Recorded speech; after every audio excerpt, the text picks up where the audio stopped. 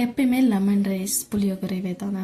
இந்த வாட்டி டிஃப்ரெண்ட்டாக கருவேப்பிலை சாதம் எப்படி பண்ணுறதுன்னு பார்க்கலாம் வாங்க. அதுக்கு முதல்ல நம்ம கருவேப்பிலை பொடி எப்படி பண்ணுறதுன்னு பார்த்துடலாம். முதல்ல கருவேப்பிலை பொடிக்கு ஒரு பேனில் கடலப்பருப்பு, உளுந்தப்பருப்பு, துவரப்பருப்பு இது எல்லாமே ஈக்குவல் ரேஷியோவில் நல்லா பொன்னிறமாக ரோஸ்ட் பண்ணிக்கலாம். இது ஃபர்ஸ்ட் ரவுண்ட், ஓகேவா? செகண்ட் ரவுண்டில் மல்லி, சீரகம், மிளகு இது மூணுமே நம்ம ஈக்குவல் குவான்டிட்டியில் ட்ரை ரோஸ்ட் பண்ணிடலாம், ஓகேவா? எல்லாமே ட்ரை ரோஸ்ட் தான் பண்ணணும்.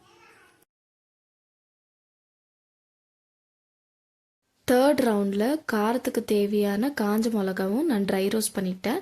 அதுக்கப்புறமா நான் எண்ணெய் ஆட் பண்ணிவிட்டு நம்ம ஆல்ரெடி ரோஸ்ட் பண்ண எல்லா இன்க்ரீடியன்ஸும் ஆட் பண்ணிவிட்டு பெருங்காயம் பொடி அதில் சேர்த்துக்கலாம், ஓகேவா? இது சேர்த்து இன்னும் கொஞ்சம் ரோஸ்ட் பண்ணிவிட்டு செப்பரேட்டாக எடுத்து ஆற வச்சுக்கோங்க. ஃபைனல் ரவுண்டாக நம்ம கருவேப்பிலை நல்லா வாஷ் பண்ணி காய வச்சுட்டு அதுக்கப்புறமா ட்ரை ரோஸ்ட் பண்ண போகிறோம்.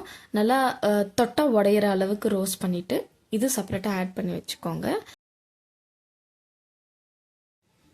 லாஸ்ட்டாக அரைக்கும் போது நம்ம கல்லுப்பு சேர்த்து ஸ்பைசஸ் எல்லாத்தையும் ஆட் பண்ணி நல்லா ஃபைன் பவுடராக அரைச்சிக்கோங்க.